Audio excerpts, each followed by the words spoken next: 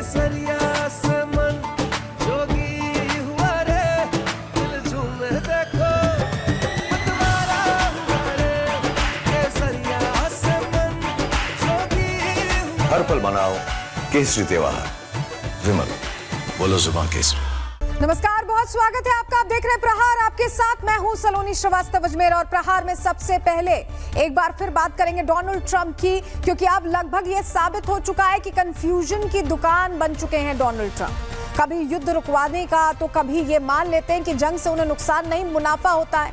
रूस यूक्रेन युद्ध, Iran Israel तनाव, वेनेजुएला में हस्तक्षेप और कतर में हमास पर कार्रवाई, हर जगह अमेरिका का हाथ दिखता है। और इन सबके बीच ट्रंप की भूमिका सिर्फ एक राष्ट्रपति की नहीं है, बल्कि एक बिजनेसमैन की नजर आती है, जो हथियारों का सौदागर बन चुका है। एक तरफ वो टैरिफ के जरिए डॉलर बटोरते हैं, तो दूसरी तरफ युद्ध को मार्केट की तरह वो ट्रीट करते हैं कि एक मार्केट मिल गया उन्हें।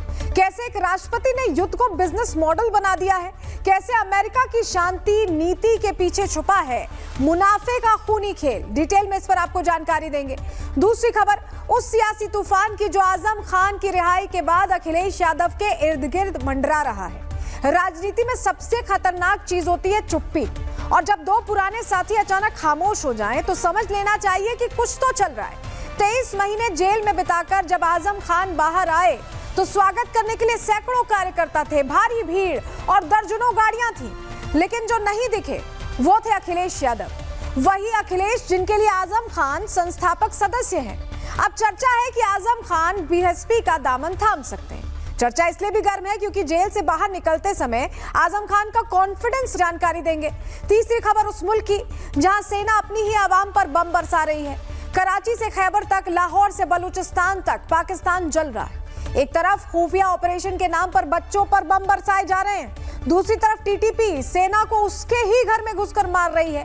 पाकिस्तानी फौज ने आतंकियों को दोस्त और आवाम को दुश्मन मान लिया, ऐसा लगता है। लेकिन इस बार मैदान में तालिबान भी है, बलोच विद्रोही भी हैं, इमरान की सुपारी पॉलिटिक्स भी है, और सबसे खतरनाक है चीन और ट्रंप जैसे विदेशी किरदारों का दखल भी। मुनीर जो एक समय आईएसआई चीफ था, अब राष्ट्रपति बनने के सपने देख रहा है, और कैसे ये सत्ता की भूख पूरे पाकिस्तान को सिविल वॉर की आग में झोंक रही है, बताएंगे आपको। लेकिन चलिए सबसे पहले बात ट्रंप की करने जा रहे हैं, जिन्होंने खुलकर कहा है कि उनके लिए जंग मुनाफे का सौदा है।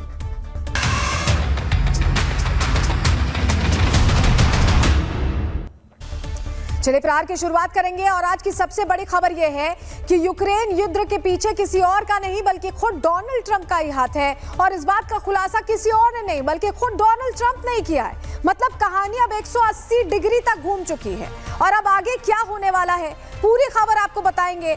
लेकिन सबसे पहले आपको खबरों के एक वर्ल्ड टूर पर लेकर चलते हैं, जो बड़ी खबरें आपको बताते हैं। सबसे पहले ये तस्वीर देखिए, ये जॉर्जिया मेलोनी का मिलान है जो कुछ इस तरह से जल रहा है। प्रधानमंत्री मोदी की सबसे बड़ी प्रशंसक मेलोनी के शहर का यह हाल है।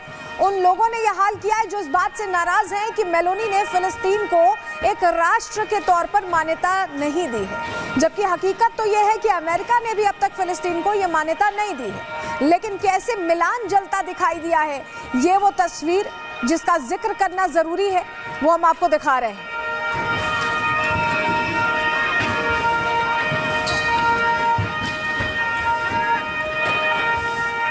चलिए अब आपको दूसरी तस्वीर दिखाते हैं, जहां अफगानिस्तान से एक 13 साल का लड़का प्लेन के पहिए पर सवार होकर भारत आ गया।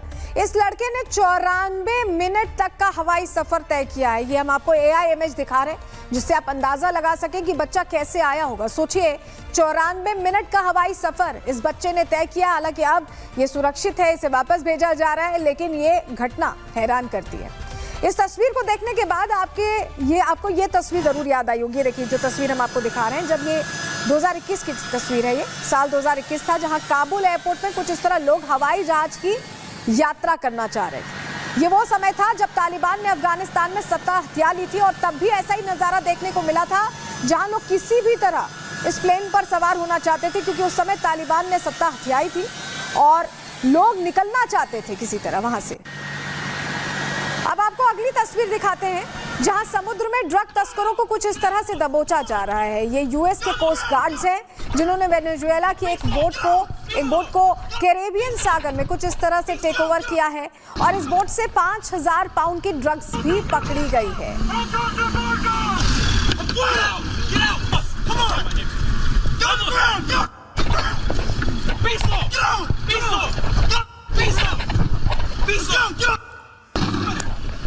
और चलिए अब इसी से जुड़ी दूसरी तस्वीर आपको दिखाते हैं जहां पर वेनेजुएला की एक नार्को बोट पर अमेरिका ने हमला कर दिया। ये वही तस्वीर आप देख रहे हैं। बताया जा रहा है कि ये बोट ड्रग्स तस्करी के लिए इस्तेमाल की जा रही थी और कैसी स्थिति है देखिए अटैक के बाद धू-धू कर जल रही है पूरी बोट। इन सब के बीच वेनेजुएला के राष्ट्रपति मादुरो ने इसे अघोषित युद्ध करार दे दिया क्योंकि बार बार यूएस स्ट्राइक कर रहा है और जनता ने भी कह दिया कि अब अमेरिका के खिलाफ हथियार उठाने का समय आ गया है। तो क्या ये एक और युद्ध छिड़ने वाला है, ये सवाल है।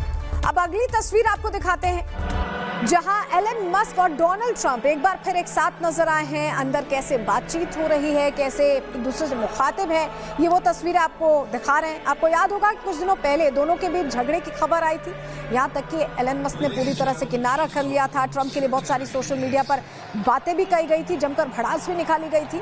लेकिन चार्ली कर्क की श्रद्धांजलि सभा में इन दोनों को एक साथ यहाँ देखा गया। इनकी मौजूदगी बताती है कि अब सब कुछ नॉर्मल है, अगल बगल बैठे हुए हैं। कर्क की श्रद्धांजलि सभा से जुड़ी यह अगली तस्वीर जो हम आपको दिखा रहे हैं जहां चार्ली कर्क की पत्नी एरिका कर्क का कुछ इस तरह से स्वागत किया गया। कुछ लोग आलोचना भी कर रहे हैं कि जिस महिला के पति की अभी कुछ दिनों पहले ही मौत हुई थी, उनका इस तरह से स्वागत करने का क्या मतलब है।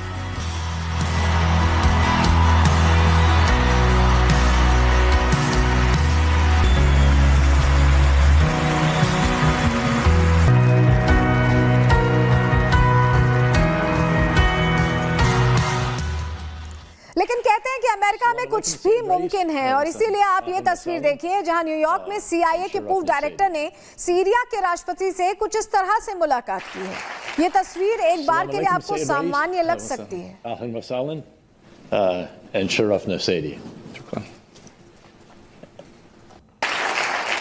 तो आपको ये अगर तस्वीर सामान्य लग रही है, लेकिन अब आपको हम जो दो तस्वीरें दिखाएंगे उसमें एक तरफ डोनाल्ड ट्रंप इसी शख्स के साथ आपको नजर आएंगे, देख रहे हैं आप, और दूसरी तरफ इसी शख्स को अमेरिका ने एक आतंकवादी बताया और इस पर करोड़ों का इनाम भी रखा था। इस शख्स का नाम है अहमद अल शरा, जिसे एक वक्त पर अमेरिका खूंखार आतंकी मानता था, लेकिन आज उसी के लिए रेड कार्पेट बिछाया जा रहा है। CIA के पूर्व डायरेक्टर मिल रहे हैं, उससे कुछ दिन पहले डोनाल्ड ट्रंप मिल चुके हैं। इनके अपने क्या स्टैंडर्ड्स हैं ये समझ नहीं आता, क्योंकि जिसे आतंकी घोषित कर रहे हैं उनके साथ ये मंच साझा करने से गुरेज नहीं करते। अब अमेरिका की बातों में कितना वजन है ये आप समझ सकते हैं, लेकिन ट्रंप ने आज खुद को किस तरह एक्सपोज किया है। अब असली खबर आपको बताते हैं, लेकिन उससे पहले ट्रंप का ये बयान आपको सुनना चाहिए जहां वो कह रहे हैं कि अगर भारत और साथ ही यूरोपीय देश अगर रूस से तेल खरीदना छोड़ दें तो यूक्रेन जंग को रोका जा सकता है। पहले ये बयान सुनिए। If the price of oil comes down, Putin's going to drop out. He's going to have no choice. He's going to drop out of that war. And when I found out that the European nations were buying oil from Russia, and as you know, I'm very close to India. I'm very close to the Prime Minister of India. I spoke to him the other day, wished him a happy birthday. We have a very good relationship. He put out a beautiful statement too. We have, but I said, I sanctioned them. China is paying a very large tariff right now to the United States, but I'm willing to do other things, but not when the people that I'm fighting for are buying oil from Russia. देखिए, अब एक तरफ Trump जो है Ukraine जंग की वजह से रूस से तेल खरीद को गलत बता रहे हैं, तो वही असली सच क्या है अब वो आपको सुनवाते हैं, जहां ट्रंप अनजाने में सारा सच बोल गए और बता दिया कि यूक्रेन जंग में हथियार बेचकर वो किस तरह से मोटी कमाई कर रहे हैं। सुनिए उन्हें। Spending any money on the war is being funded by NATO. NATO is buying our equipment. In fact, I don't want to make money on that war. I don't want to, but we are actually making money on that war because they're buying our equipment, as you know. But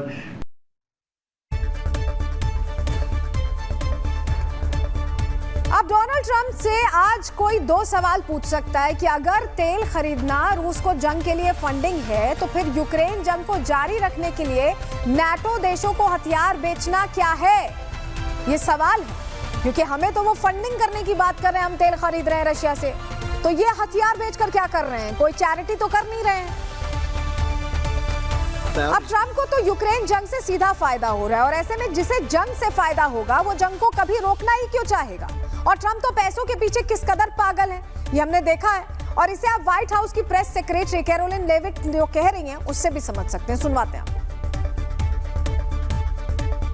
Part of President Trump's mission to restore America as the manufacturing superpower of the world, he has secured nearly $9 trillion in U.S. investment, nearly 9 times more than Biden attracted in his entire 4-year term, and we expect that number to be upwards of $15 trillion very soon.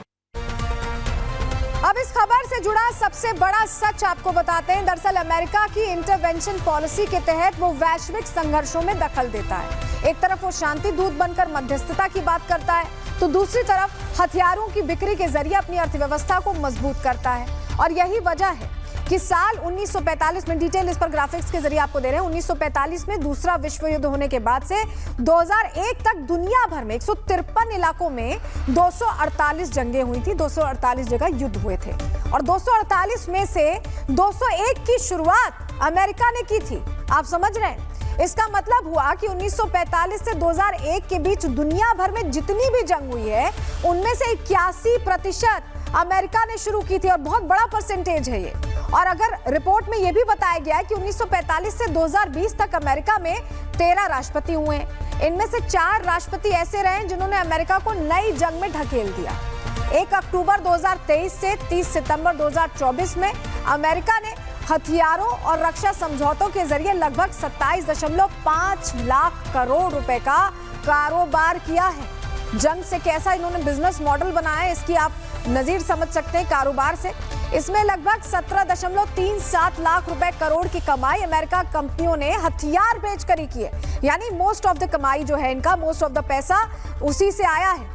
अब आप समझिए कि Trump की खुशी की वजह यही है, दुनिया भर को कह रहे हैं और खुद पैसे बना रहे हैं। अब अमेरिका खुद तो दुनिया को जंग में झोंककर हथियार बेचने का धंधा खुलेआम कर रहा है, दूसरी तरफ वो अपने हथियार में रोड़ा पड़ने वाले हर देश को प्रतिबंधों की धमकी देते रहते हैं। इससे साफ होता है कि ट्रंप को सबसे ज्यादा ये बात चुभ रही है कि बिना जंग भड़काए यूक्रेन युद्ध के बीच उससे ज्यादा मोटी कमाई भारत आखिर कैसे कर ले रहा है। इसी से जुड़ी रिपोर्ट आपको दिखा रहे हैं।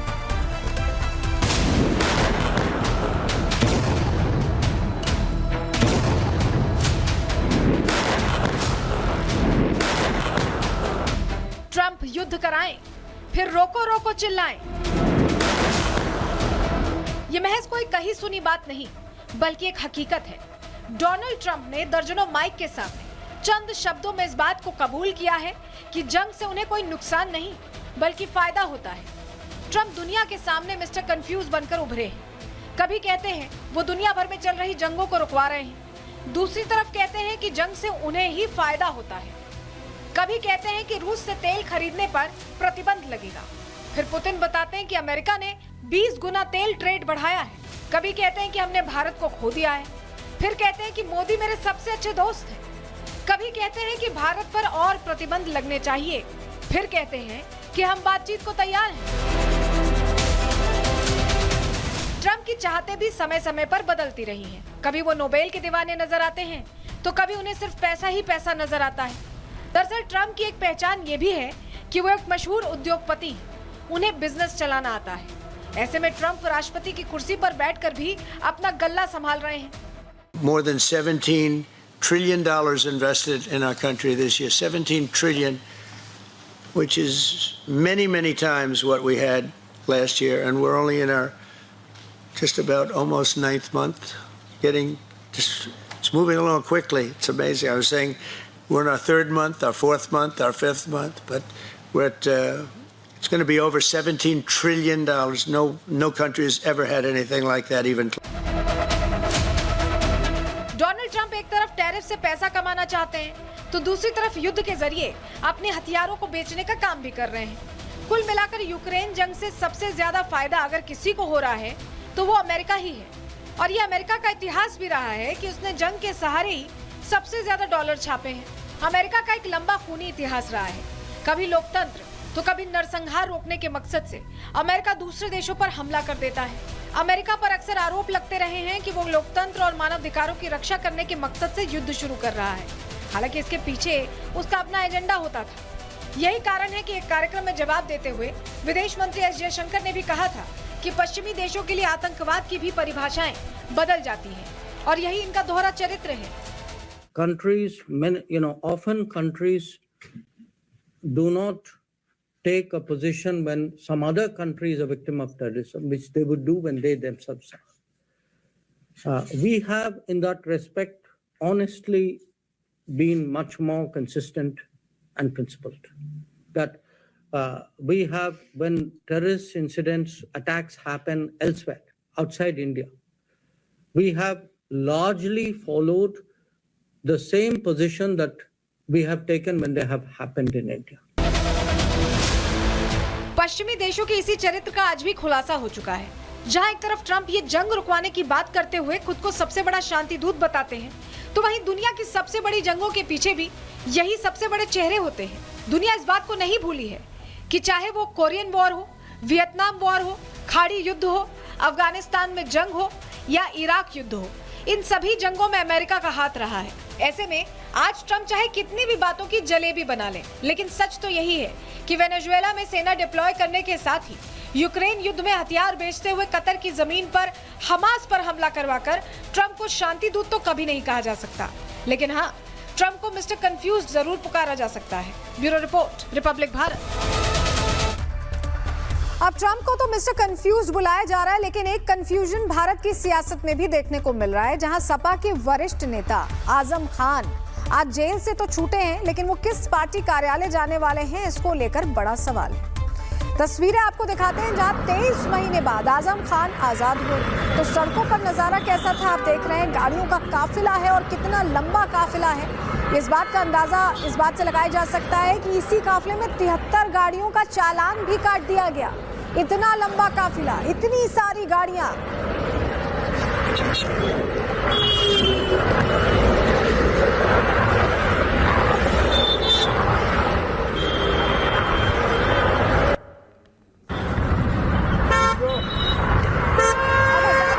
आजम खान को लेने जेल के बाहर तो इकट्ठा हुए, लेकिन इन सब में दो लोग ऐसे भी थे जो उन्हें जेल से नहीं बल्कि अपनी पार्टी कार्यालय में जरूर लेकर आना चाहते हैं। नाम है अखिलेश यादव, दूसरे का नाम है बसपा प्रमुख मायावती। लेकिन आजम किस सियासी घर में गृह प्रवेश करेंगे, वो इशारों से समझा रहे हैं, आप भी सुनिए। जेल में किसी से मुलाकात नहीं होती थी, फ़ोन करने की भी मुझे इजाज़त नहीं थी, कोई राब्ता हो ही नहीं पाता था किसी से। तो 2 साल ये और 3 साल पहले 5 साल तो मैं बिल्कुल आउट ऑफ टच रहा, जानता ही नहीं बाहर की दुनिया है क्या। देखिए, अब एक इशारा तो आजम खान ने अपनी जुबान से दे दिया, दूसरा इशारा उनके घर के बाहर की सजावट है। हमारे संवाददाता ग्राउंड जीरो पर मौजूद हैं, उनको सुनते हैं वहां पर क्या इशारा मिल रहा है, उनकी रिपोर्ट के जरिए देखिए। 23 महीने 5 दिन बाद आजम खान अब अपने घर वापस लौट रहे हैं। रामपुर में उनका घर है, उसी घर के बाहर मेरी मौजूदगी आप देखेंगे कि सजाया गया है घर को, लाइट्स यहाँ पर लगाई गई है। और जैसे जैसे समय नजदीक आ रहा है, जो जानकारी अभी मिल रही है कि आजम खान का जो काफिला है वो बरेली पार कर चुका है, यानी कि आधे से पौने घंटे में आजम खान आपको इसी अपने घर में नजर आएंगे। अब ये इशारा क्या क्यों जा रहा है या किस तरफ है, उसके लिए हम आपको थोड़ा बहुत इशारों में ही बता देते हैं और इसके लिए 2 तस्वीर दिखाते हैं। एक तस्वीर जो अभी हम आपको दिखा रहे हैं वो साल 2022 की है, जब आजम खान के बेटे अब्दुल्ला आजम ने ईद के मौके पर एक शायरी लिखी थी और कहा था कि तू छोड़ रहा है तो खता इसमें तेरी क्या, हर शख्स मेरे साथ निभा भी नहीं सकता, वैसे तो एक आंसू ही बहा के मुझे ले जाए, ऐसे कोई तूफान हिला भी नहीं सकता। ये उनके बेटे ने लिखा था। इस एक शायरी के बाद आजम परिवार की नाराजगी अखिलेश के घर तक भी पहुंची और फिर अखिलेश बीते साल नवंबर के महीने में आजम खान के घर भी पहुंचे थे। तो वो तस्वीर भी हम आपको दिखा रहे हैं। अब ये 2 तस्वीरें ही वो वजह है कि आज उत्तर प्रदेश की राजनीति में हमारी अगली 2 तस्वीरें छाई हुई हैं। एक तरफ सपा के खेमे आजम खान को खोने का डर है, तो वहीं दूसरी तरफ बसपा उनके स्वागत के लिए तैयार बैठी दिखाई दे रही है। तो अब ये एक कश्मकश है कि आखिर किधर जाएंगे आजम खान, क्योंकि आजम खान बहुत कॉन्फिडेंट रहे हैं, बहुत कॉन्फिडेंट निकले हैं वहां से जेल के अंदर से 23 महीने बाद। तो अब उनका रास्ता किधर जाता है? क्या बसपा की तरफ जाता है या सपा की तरफ जाता है? अब सवाल है कि आखिर आजम खान और अखिलेश के बीच दूरियां वाले दावे को कैसे हवा मिली और कहां से मिली, और अगर ऐसा सच है तो इसके पीछे का सियासी गणित क्या हो सकता है? रिपोर्ट के जरिए पूरी डिटेल आपको देते हैं।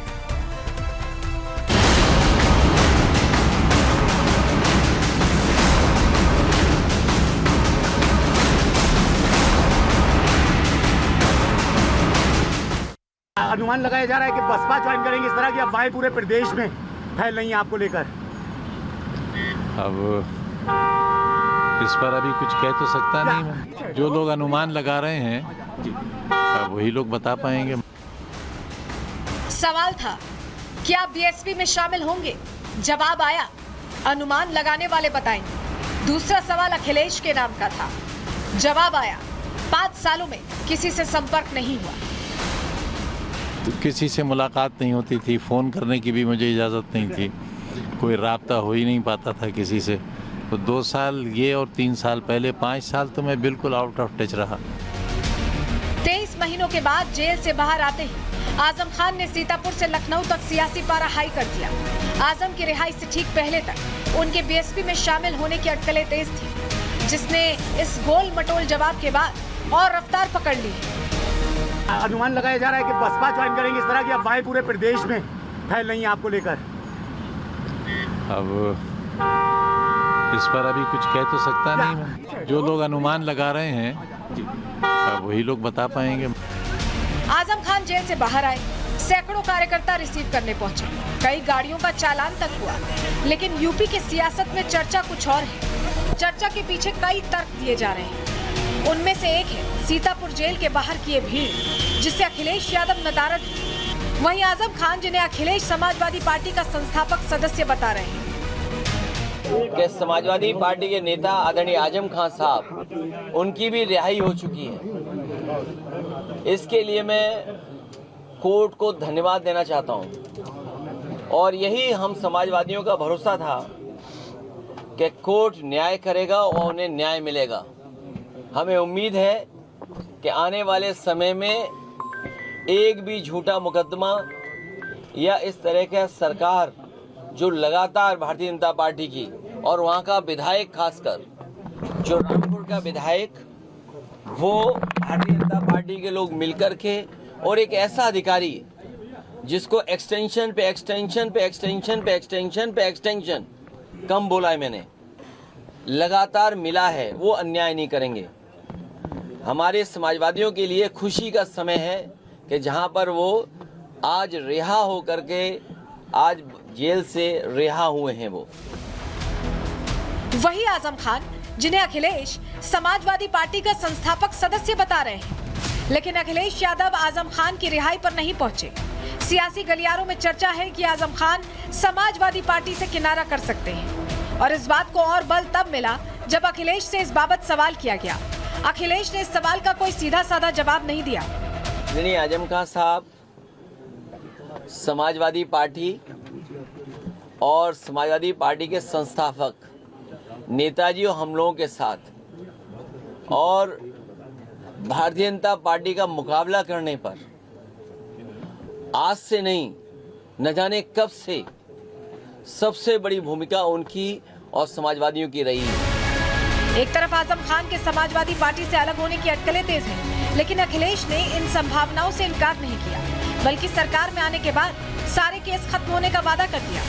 आज तो इतना खुशी का ये भी समय है कि जब आज मैं इन लोगों से मिल रहा हूँ, जहाँ एक पुरानी जगह पहुँचे वहीं पर उन्हें भी आज ही न्याय मिला है, और हमें उम्मीद है कि आने वाले समय में उनके सभी मुकदमे खत्म होंगे। और समाजवादी सरकार बनने पर जिस तरीके से मुख्यमंत्री जी ने अपने मुकदमे वापस लिए हैं, उन्होंने न केवल अपने मुकदमे वापस लिए हैं बल्कि डिप्टी सीएम के भी मुकदमे वापस लिए हैं, तमाम भाजपाई नेताओं के मुकदमे वापस लिए हैं। समाजवादी सरकार बनने पर जितने भी झूठे मुकदमे लगे हैं आदरणीय मोहम्मद आजम खान साहब पर, वो सब वापस लेने का काम सरकार में होगा। अब सवाल है कि आजम खान के समाजवादी पार्टी छोड़ने के दावे को हवा मिली कैसे? दरअसल आजम खान के बीएसपी में शामिल होने की चर्चा तेज है। 2024 में आजम खान के समर्थक को टिकट नहीं मिला। अखिलेश पर आजम से दूरी बनाने का भी आरोप है। इन 23 महीनों में अखिलेश आजम से जेल में मुलाकात करने नहीं गए। आजम की पत्नी की मायावती से मिलने की खबर भी सामने आई। जानकार मानते हैं कि अखिलेश यादव अब अपने साथ पिता की लायबिलिटी आगे कैरी नहीं करना चाहते हैं। जानकारों का यह भी कहना है कि अखिलेश यादव के पीडीए वाली पॉलिटिक्स को आजम खान का ऑरा सूट नहीं करता है। दरअसल आजम खान यूपी की सियासत में हमेशा से एक मजबूत पोलराइजिंग फैक्टर रहे हैं और शायद यही वजह है कि अखिलेश यादव को अब आजम खान की पहले जैसी जरूरत नहीं रह गई है। समाजवादी पार्टी ने 2024 चुनावों में 4 मुस्लिम उम्मीदवारों को मैदान में उतारा था, जिनमें कैराना से इकरा हसन, संभल से जियाउर रहमान बर्क, गाजीपुर से अफजाल अंसारी और रामपुर से मोहिबुल्ला शामिल थे और चारों ही सीट पर अखिलेश यादव को जीत मिली। अब सवाल है कि क्या अखिलेश यादव को मुस्लिम वोट के लिए आजम खान की जरूरत नहीं है और क्या इसीलिए अखिलेश आजम खान से कई दिनों से किनारा करते आ रहे हैं। वहीं सवाल ये भी खड़ा होता है कि क्या यूपी की सियासत में आजम इतने कारगर हैं कि बीएसपी या कांग्रेस को सियासी लाभ पहुंचा सके। Bureau report, Republic Bharat. और हमारे साथ हमारे सहयोगी जतिन सीधे जुड़ रहे हैं। जतिन, घर की लाइटें बता रही हैं कि इशारे तो मिल रहे हैं, लेकिन वहां आप क्या सुगबुगाहट देख रहे हैं? क्योंकि आजम खान बहुत ज्यादा वांटेड तो है नहीं सपा में, तो क्या बसपा का रास्ता? बिल्कुल, देखिए 23 महीने बाद आजम खान आज रामपुर अपने घर लौट रहे हैं। सबसे पहले मैं पीछे गली की तस्वीर दिखा दूं। इसी गली में आजम खान का घर है, लेकिन उनके स्वागत के लिए आप देखेंगे सैकड़ों लोग बाहर सड़कों पर खड़े हुए हैं और हर कोई बस आजम खान का इंतजार कर रहा है, क्योंकि 23 महीने का वो सफर, वो जेल में रहे और उसके बाद अब 23 महीने बाद अपने घर यहाँ पर पहुंच रहे हैं। लोग हैं, स्वागत के लिए आप लोग खड़े हुए हैं। बिल्कुल बिल्कुल, हमारे महबूब नेता आदरणीय आली जनाब आजम खान साहब 23 महीने की जुदाई के बाद आज हमारे बीच में आ रहे हैं, तो हमारे लिए तो आज ईद भी है, दीपावली भी है, होली भी है, बहुत खुशी का दिन है हमारे लिए आज। लेकिन बसपा में जाने की अटकलें भी उनके साथ साथ जेल से। अरे राजनीति में तो ये चर्चे पर्चे खर्चे सब चलते रहते हैं, ये तो चर्चाएं हैं, लेकिन जो निर्णय हमारे आदरणीय आजम खान साहब लेंगे वो हम सबको मंजूर है। आप लोग भी स्वागत के लिए खड़े हैं? जी, स्वागत के लिए खड़े हैं। जो अटकलें चल रही हैं बसपा में जाने की, वो कुछ गलत हैं सब, वो मीडिया के लोग ही बता रहे हैं, हमें तो मालूम है नहीं। उन्होंने भी डिनाई नहीं किया, ना हाँ बोला ना ना। अभी तो निकल कर आए हैं, वो आने के बाद देखेंगे क्या है। नहीं, मैं तो ये जानना चाहता हूँ कि स्वागत के लिए आप लोग खड़े हैं या नहीं? जान भी देने के लिए खड़े हैं हम, स्वागत तो छोड़ो, जान के लिए दिल्ली भी खड़े। तो अटकलें चल रही हैं बाजार में, अरे वो तो चलने दो आप, अगर आप क्या अटकलें नहीं चलेंगी तो आपके न्यूज चैनल कैसे चलेंगे मेरे दोस्त? तो मैं ये तो आपसे ही पूछूंगा ना। मैं भी तो आपसे बता रहा हूँ, समर्थन है बसपा में जाने का या नहीं? अरे मैं भी तो आपसे कह रहा हूँ, अगर आपके चैनल नहीं चलेगा, अगर तुम आजम खान का जिक्र नहीं करोगे तो किस पे?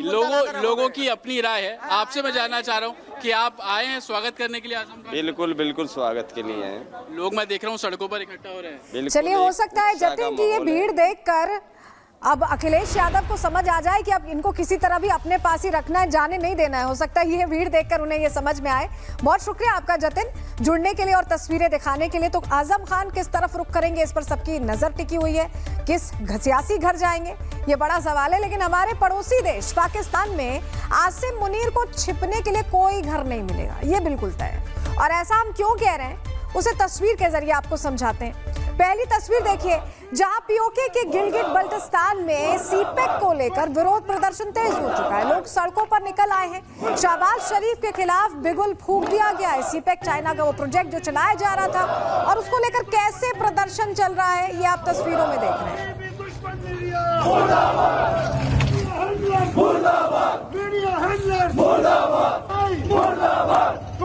अब पाकिस्तान में हालात किस कदर बिगड़े हुए हैं, उसे समझने के लिए आपको ये तस्वीर देखनी चाहिए, जहां खुद पाकिस्तान की सेना ने ही अपने लोगों पर ही हमला कर दिया और इसमें 30 से ज्यादा लोगों की मौत हो गई। इसमें बच्चे भी शामिल हैं, महिलाएं, बच्चे भी इसमें शामिल हैं।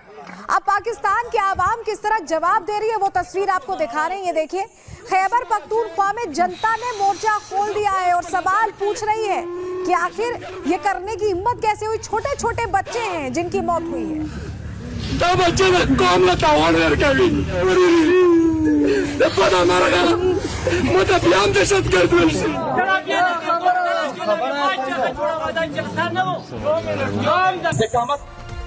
अब पाकिस्तान के इस अंतिम काल की पूरी कहानी क्या है, वो आपको बताते हैं ग्राफिक्स के जरिए। खैबर पख्तूनख्वा में मुनीर का हमला आम आवाम पर एयर स्ट्राइक इनकी तरफ से की गई और इसमें 30 से ज्यादा लोगों की जानें गई हैं। बच्चे, महिलाएं इसमें शामिल हैं और अब आवाम ने बदला लेने की ठान ली। सड़कों पर उतर रही है आवाम, लोग विरोध कर रहे हैं और मुनीर से अब जवाब मांगा जा रहा है। जेल में बंद इमरान खान को भी मौका देने की बात कही जा रही है। इमरान खान जेल से कहा जा रहा है कि साजिश रच रहे हैं, उन्होंने किया ये पूरा गेम। इमरान ने कहा कि बाहर आते ही टारगेट मुनीर है, उनके लिए पहला टारगेट मुनीर है बाहर आते ही। पाकिस्तान में हर तरफ विरोध प्रदर्शन चल रहे हैं। पाकिस्तान में नेपाल कांड की आहट दिख रही है, क्योंकि जो गुस्सा बढ़ता जा रहा है वो बता रहा है कि ये गुस्सा आग में बदलेगा और अगर सड़क पर उतर आई जनता तो क्या सूरत हाल होगा ये सोचना मुश्किल नहीं है। इसी से जुड़ी एक रिपोर्ट आपको दिखाते हैं।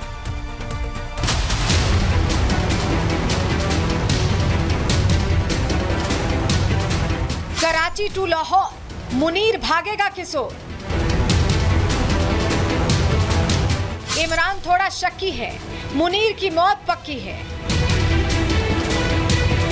पाकिस्तान की जमीन पर सत्ता पलट का सायरन बज रहा है। गरीबी में बिलबिलाती आवाम अब सड़कों पर निकल आई है। निशाने पर है शाहबाज और आसिम मुनीर। दोनों की जोड़ी को जड़ से उखाड़ने का मिशन इनकलाब शुरू हो चुका है।